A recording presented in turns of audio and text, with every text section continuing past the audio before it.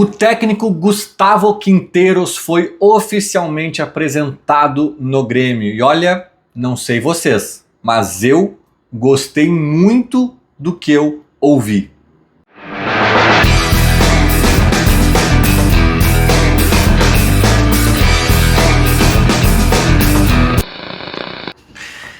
Eu sempre me incomodo quando eu falo do Renato, seja para defender, seja para criticar. Não sei porque eu insisto em fazer isso. Agora nem precisa mais, porque ele nem é mais o técnico do Grêmio. Mas eu gosto de me incomodar, então eu volto a insistir nesse tema, nesse tópico. Mas assim, é por isso que eu defendia o Renato muitas vezes. Porque embora eu fizesse um mar de críticas a ele, eu sempre ainda enxergava exageros, críticas demasiadas, pesadas, pegação de pé gratuita, né?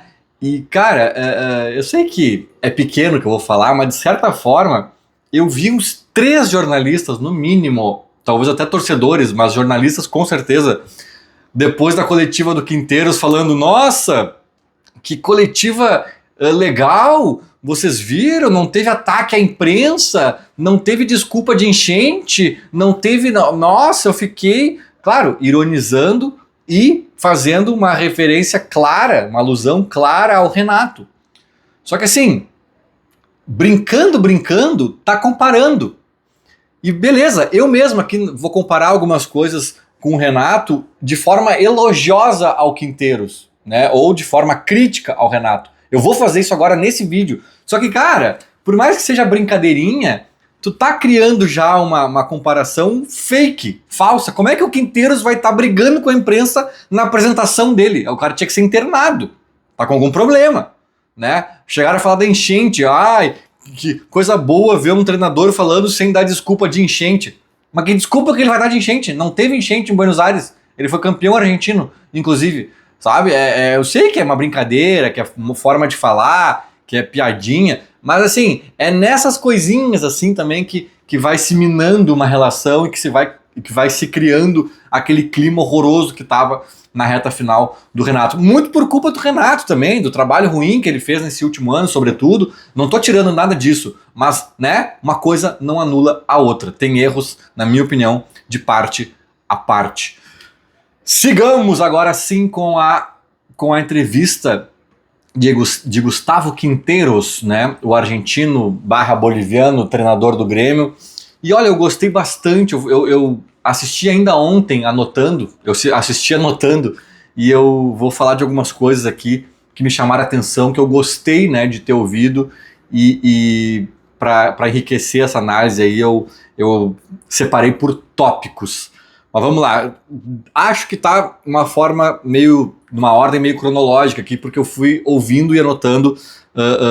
Claro que algumas coisas ele resgatava depois de novo e voltava e tal, mas de forma geral eu acho que vai dar para entender bem aqui. Quem assistiu a coletiva vai lembrar dos momentos, vai identificar.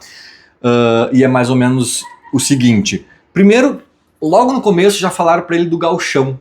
E o gauchão e aquela coisa do octa e bababá. Cara, eu vou dizer pra vocês, eu gostei do jeito como ele respondeu, assim, eu acho que ele deu o peso certo pro gauchão. Porque alguém pergunta logo no início, o gauchão, o octa, a importância, e eu já falei aqui em outros vídeos, cara, eu não dou essa importância toda, eu quero ganhar o gauchão, acho que é importante, até não sou contrário ao gauchão, tem gente que quer acabar com os estaduais, eu nem sou desse time, tá? Mas o octa, o hepta, tem uma importância hoje em dia muito relativa, né? Eu já falei também que para mim o Grêmio tem um feito muito maior que o octa, que é ganhar 13 gauchões em 14 anos, com uma ruptura bem no meio, mas é uma hegemonia muito mais impressionante, muito mais expressiva, na minha opinião. Então assim, é legal, vai ser importante, eu quero ganhar o octa, não tô dizendo nada diferente disso, mas assim...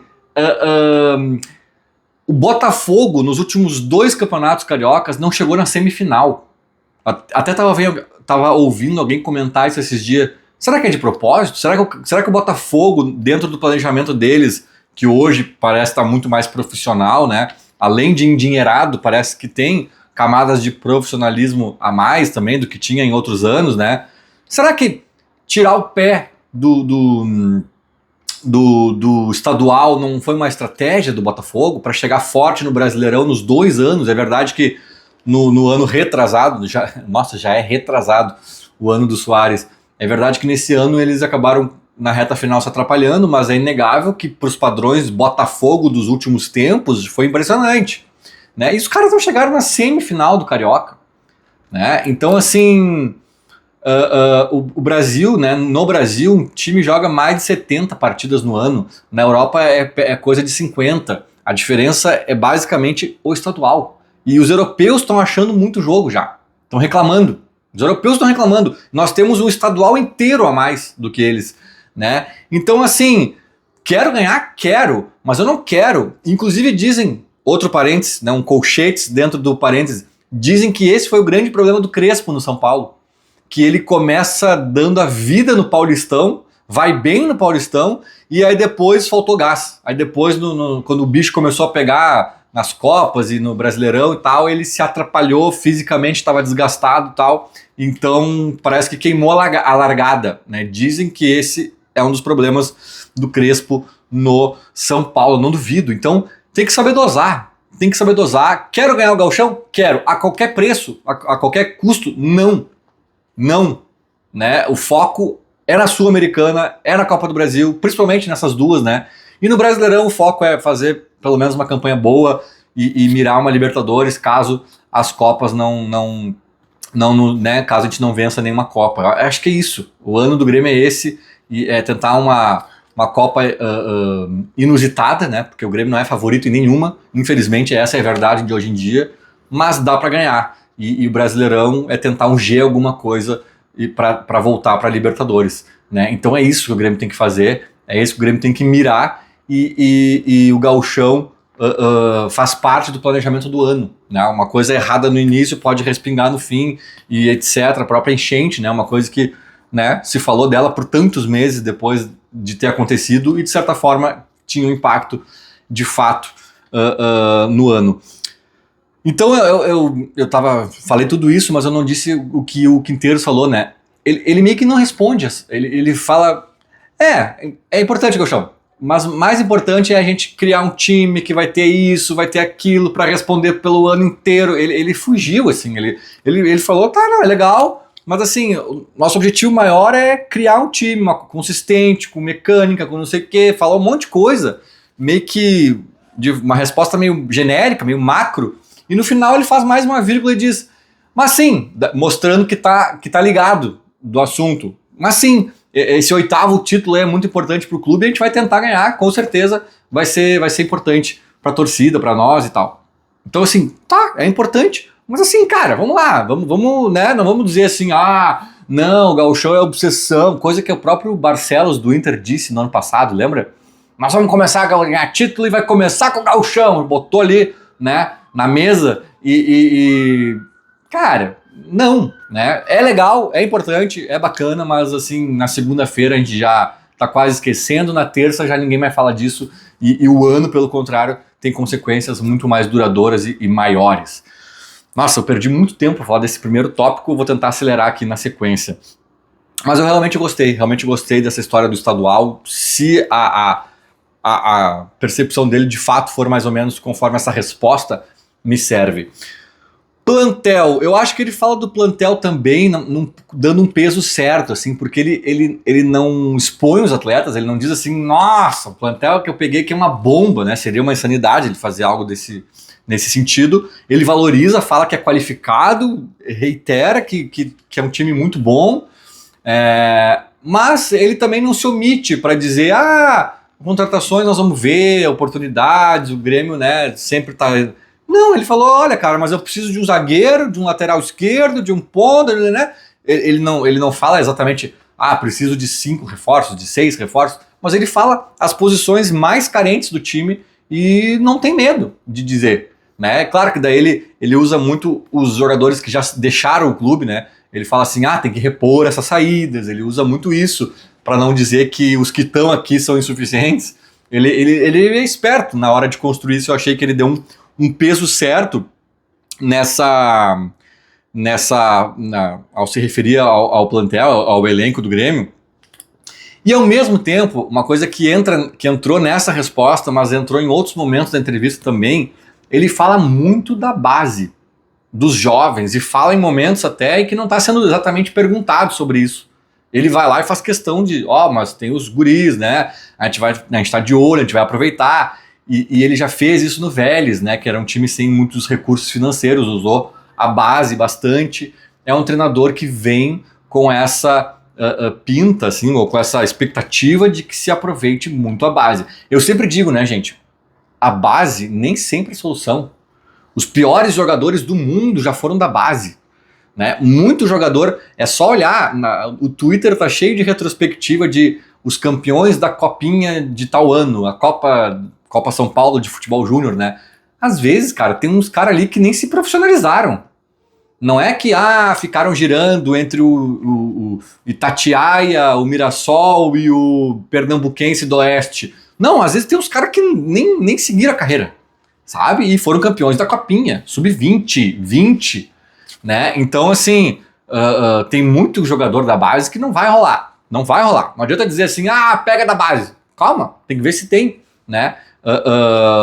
Mas, se tiver, esse treinador tá dando a pinta de que vai pagar para ver. Porque na era Renato, por mais que se diga que o Renato revelou X, Y, Z jogadores, né? Que é um mérito muito relativo. Eu sempre digo, o Celso Rotti revelou o Ronaldinho Gaúcho. Cara, eu revelaria, a minha avó, se treinasse o Grêmio, revelaria o Ronaldinho Gaúcho. Porque o que é revelar o Ronaldinho Gaúcho? É pegar o guri e botar pra jogar. Uma hora ele ia jogar, né? Mesmo se o Grêmio não tivesse técnico. Se o técnico do Grêmio fosse uma cadeira, uma hora o Ronaldinho Gaúcho ia subir. E subiu com 19 anos também. Não foi uma coisa assim, nossa, ele viu um guri com 14 anos lá que ninguém tava vendo. Não, o Ronaldinho já tinha 19 e todo mundo já sabia que ele era um fenômeno, né? Então, esse subir, uma hora sobe, por osmose até, mas sobe, né? Então eu acho que o Renato ele não era muito afeito à base, né? Assim como dizem que ele não gostava de estrangeiro, não é que ele não gostava de estrangeiro, é que ele gostava dos jogadores prontos. E pronto significa tanto em maturidade, e daí vai a resistência dele aos jovens, né? Sobretudo quando o bicho tá pegando para rebaixamento ou numa fase quente de uma Copa e tal.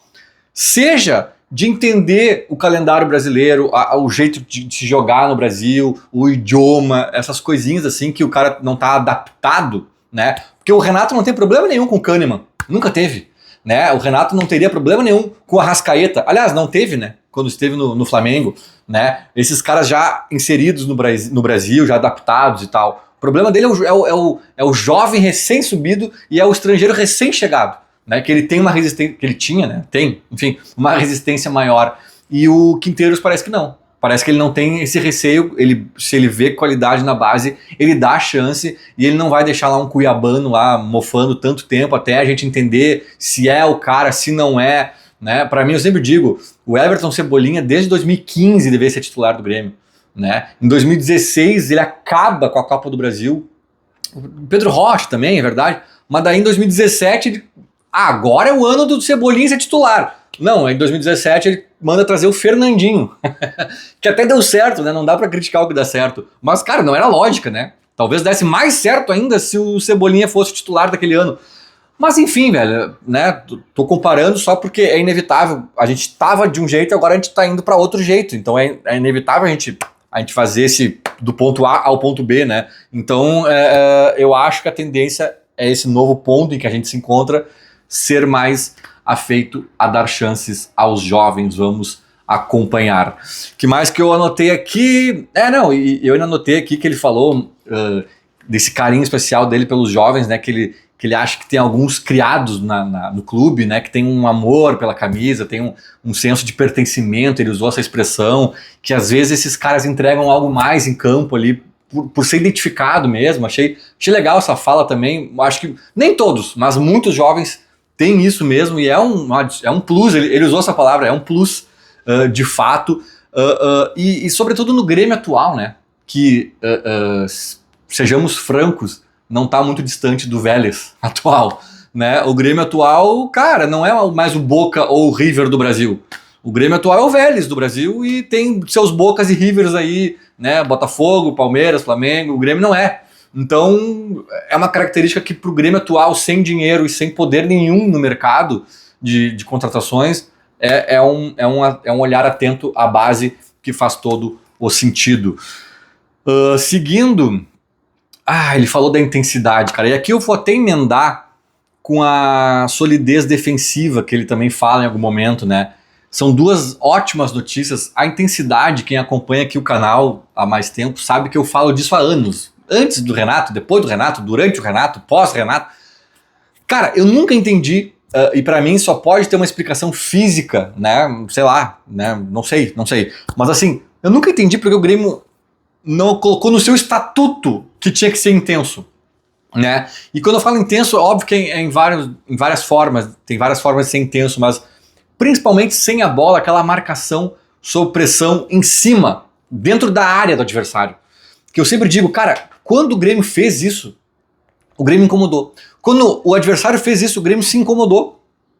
É simples assim. Só que tem vezes que o Grêmio não faz, e o adversário faz. Então, ele falou muito disso, o Vélez tinha muito isso, e eu fico muito feliz de saber que o Grêmio provavelmente vai ser intenso. Que é algo que pro futebol de hoje em dia é essencial. É beabá. Os caras primeiro têm que ser atletas, têm que correr. Depois, se for bom de bola, com ela no pé, ótimo. mas se tu já perde nessa competitividade da intensidade, tu nem dá pra largada. Pode ter craques do teu time que tu vai comer poeira, né? Então isso aí pra mim foi muito importante. E ele fala também ele é perguntado sobre a solidez defensiva dos times dele, né? Ele disse que o Colo-Colo, que ele treinou no Chile, também foi o menos vazado. A média de gols sofridos pelo Vélez foi impressionantemente baixa, né? Eu falei em outro vídeo, foi mais baixa que a do Palmeiras aqui no Brasileirão, que é um time que toma pouquíssimos gols também. E ele falou disso de uma forma muito interessante, porque primeiro assim, primeiro que ele não é só falar, ele não é só o discurso dele, é o histórico, né? Ele mostrou nos times que ele treinou, mas o próprio discurso eu achei interessante. O próprio discurso foi inteligente, cara. Ele falou de coisas que eu sempre acreditei também. Eu já disse em vários momentos, né, do próprio Renato. Temos que fazer um gol. Aí vai lá e empilha atacante, cara. E eu sempre falei, cara, empilhar atacante não é sinônimo de ser ofensivo. Tu ser ofensivo é um mecanismo. Eu já vi na Série B até do Grêmio do Mano Menezes em 2005, talvez até 2006, depois na Série A e tal. E o Mano Menezes não é um grande ofensivista, mas ele fazia às vezes um 4-5-1, a depender do esquema, da movimentação, da característica dos jogadores. Cara, eu já vi um 4-5-1 muito mais ofensivo do que um 4-3-3. Era muita gente no meio, e pontas e não sei o que. Em tese era um atacante. E um time ofensivo, que ia pra cima, todo mundo fazia gol no time e tal. Então assim, nossa, quando ele falou isso, eu me levantei da cadeira e aplaudi. Aplaudi de pé, né? Dizem. Mas assim, ele fala disso, ele fala uma frase também que o Grêmio tem que jogar, que os times dele tem que jogar como time grande, né? Que os jogadores gostam disso, que é marcar lá em cima, que é marcar perto da área do adversário, que é morder, que é ter essa intensidade, e que a solidez defensiva não é necessariamente botar mais jogadores defensivos. Cara, e era essa uma das minhas brigas com o Renato. O Renato chegava a dizer literalmente, vocês queriam o quê? Que eu tirasse um volante e botasse mais um zagueiro? É muito simplista isso, sabe? Botar mais um volante, tirar um atacante e botar mais um volante, eu vou ser mais defensivo. Tirar um zagueiro e botar mais um atacante, vou ser mais ofensivo. Não, cara. Não necessariamente, às vezes tu pode ser só mais bagunçado e não ser mais ofensivo e nem mais defensivo, né? Então, quando ele falou isso, eu achei assim, pelo menos o discurso tá muito bonito, tá muito inteligente, assim, parece que o cara tá sabendo o que tá falando. Mas, além do discurso, tem a prática, tem o que a gente já viu ele fazendo, né? Isso me empolga, porque, cara, eu já caí em lábia de treinador aí que era muito bonito falando, mas na prática não rolou muito. E ele tem o histórico que mostra que não é só blá blá blá. E isso é muito interessante. Deixa eu pegar aqui minha anotação que caiu no chão. Ele falou do histórico, papapá. E aí ele fala, cara, de time que tem que ter jogadores que tem que ter a mecânica defensiva, não é empilhar zagueiro, tem que ter jogadores inteligentes que entendam o que ele tá pedindo. Cara, quantas vezes eu falei aqui de jogadores inteligentes, que para mim é o segredo daquele Grêmio de 2016 e de 17, né? O Cruyff dizia, né? Futebol se joga 20% com as pernas e 80% com a cabeça, né? E é mais ou menos isso, né? É muito com eles em campo, entendendo essa mecânica que torna o time mais defensivo, mais ofensivo e muda conforme o jogo pede. Então é isso, né, cara? E é aquela máxima, assim, não sei se é uma máxima, mas enfim, é um conceito meio óbvio, assim, que tu começa a defender com o teu último atacante e tu começa a atacar com o teu primeiro zagueiro, né? O futebol hoje em dia é isso, não tem mais assim, o atacante só ataca, o zagueiro só... Não, cara, é um sistema que tem que ter uma mecânica, que tem que estar, né, conectado ali e bem entrosado, e ele fala dessa forma e isso me chamou bastante a atenção. Aí tem um ponto aqui que é mais uma curiosidade, que eu fiquei assim meio... Cara, curioso isso, né? Que alguém pergunta pra ele, tá, mas por que o Grêmio? Por que tu não quis ficar no Vélez? Tu veio aqui pegar um time que brigou pra não cair, tu tava no time campeão nacional lá. E ele fala do projeto desportivo, ele fala que lá no Vélez não brilhou assim o que eles apresentaram pra ele e que o Grêmio, por sua vez, mostrou algo mais interessante. Mas, cara, o que o Grêmio mostrou? Porque o Grêmio, o orçamento já anunciado pelo Guerra para fazer o futebol do Grêmio é ridículo. E eu não tô culpando aqui o Guerra, tá? Esse é outro debate, outro papo. Eu sei também das dificuldades do clube, mas é ridículo. E a atuação do Grêmio no mercado é mais ridícula ainda do que as finanças sugerem. O Grêmio não consegue contratar nem refúgio mais. O Grêmio perde o Kuzevic lá pro Fortaleza. O Grêmio não consegue contratar um Marlon. O Grêmio toma toco de jogador, né, que se viesse a gente já ia ficar meio, será que tinha que ter vindo? Mas não, a gente não tá nem conseguindo esses mais. Então, assim, por que ele veio de fato, cara? Eu tenho um palpite. Claro, pela grandeza do Grêmio, a camisa do Grêmio traz Suárez. A camisa do Grêmio trouxe o Suárez pra cá.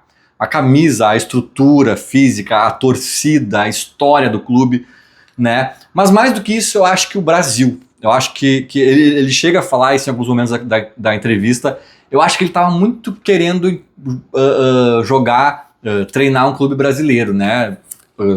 Entender o futebol no Brasil, a liga, né? O campeonato brasileiro, como é que funcionam as coisas aqui, não só pelos valores envolvidos, que são de fato maiores que lá na Argentina, mas assim, Brasil. Eu acho que o fato de ter essa vontade de trabalhar um dia no Brasil pesou. Porque, cara, qual foi o projeto desportivo do Grêmio que balançou o Quinteiros? Essa parte é estranha, né? Tudo bem que o Vélez não devia ter bala nenhuma na agulha para apresentar algo interessante, mas o Grêmio não é tão longe disso, claro, com outras pretensões, com outros paradigmas, né? O Grêmio não é um Vélez, afinal de contas, mas assim, esse ponto eu achei interessante, fiquei curioso, assim, né? Foi algo que me causou estranheza pelo fato de o Grêmio não ter grande bala na agulha no momento. E para fechar, vou até largar aqui meu caderninho. Para fechar, ele fala que conversou com o Villasanti e Cristaldo, né, sobre a permanência deles e não que seja algo tão, nossa, meu Deus, que maravilhoso, ele conversou com os jogadores, é algo até meio óbvio, mas eu gostei de ouvir isso e gostei principalmente da forma como ele relatou as conversas com o Villasanti, né, que eu acho que é quem tem mais perigo de sair, aparentemente, no momento, pro Palmeiras, né. Eu já fiz um vídeo inteiro sobre isso, eu até acho que dependendo do pacotão que vier junto e das cifras envolvidas, não seria um negócio tão horroroso, mas sim, perder o Villasanti seria preocupante em vários níveis, até pela posição que a gente não tem ali, e é um cara diferenciado, um cara ainda jovem, e ele fala o seguinte, cara, não vai pro Palmeiras, fica mais um aninho aqui que tu vai sair do Grêmio pra Europa, o teu lugar é na Europa. E, cara, é um discurso inteligente, porque, cara, o que tu pode oferecer pro Villasanti? Dinheiro? Não, o Palmeiras vai oferecer mais, né? Então, assim, vitrine é isso, né? O Palmeiras não tem mais vitrine. Tá, beleza, vai jogar Libertadores, o Grêmio não. Mas assim, não é grande coisa, né? E outra, lá no Palmeiras, numa dessa, tu jogou 2, 3 jogos mal, banco. Aqui no Grêmio, pra tu pegar um banco é muito mais difícil. Aqui tu vai jogar praticamente certo de titular, de protagonista, né? Então, a gente não tem muito o que fazer para segurar o Villaçante se ele quiser ir embora e se o Palmeiras chegar em uma oferta interessante para o Grêmio. Não tem muito o que fazer. Mas das poucas coisas que se tinha, uma delas é aproximar o novo técnico, dar essa confiança para ele e prometer que, olha, comigo as coisas vão acontecer, comigo tu vai ser o cara, comigo tu sai daqui para a Europa. É singelo, é até meio óbvio, mas é interessante. É interessante porque dependendo do tom da conversa, do clima dessa conversa, numa dessas pode ter sido até decisivo para o Vija resolver ficar no Grêmio. Vamos acompanhar. Enfim, fiquei satisfeito com a entrevista. Acho que ele respondeu os pontos ali de forma esclarecida, de forma simples também. Conseguiu colocar as ideias dele ali. Pareceu à vontade, simpático, né? Acho que tem tudo aí para fazer um bom trabalho à frente do Grêmio. Vamos ver, vamos torcer, valeu, vamos lá, Quinteiros, pra cima deles, feito, era mais ou menos isso, falou, abraço.